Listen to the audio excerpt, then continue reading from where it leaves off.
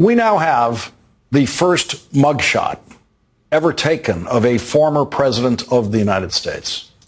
Here is Donald Trump's mugshot, which will instantly become the most famous mugshot in the history of photography. The mugshot of the 45th president of the United States will go from tomorrow's newspapers into our history books, where the only presidential mugshot will live forever.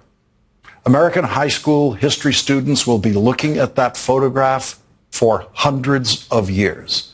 That mugshot will define the low point in the history of the American presidency. That mugshot will soon be everywhere in our lives. It will be on T-shirts, coffee mugs, napkins, toilet paper. This Christmas, you will see people give and receive gifts with that mugshot on them. Artists will create their own Andy Warhol-like renditions of that mugshot. We are still publishing biographies of Abraham Lincoln 158 years after he was assassinated.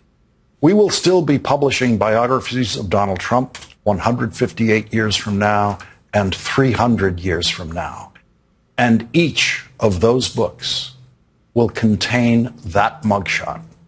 That mugshot will eventually be seen by more people than any other picture of an American president.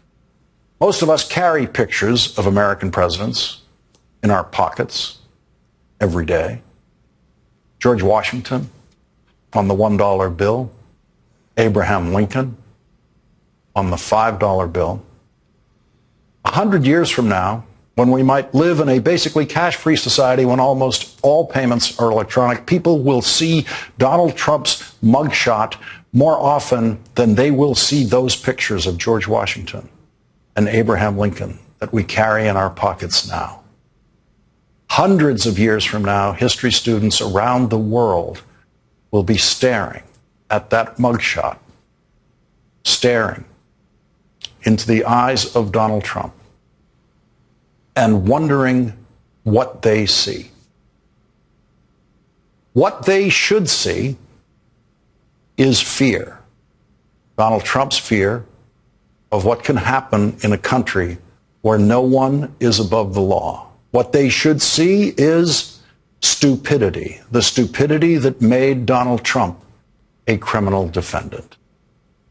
And they should see hatred, Donald Trump's hatred of the integrity of the institutions and the people who forced him to endure the humiliation of that mugshot.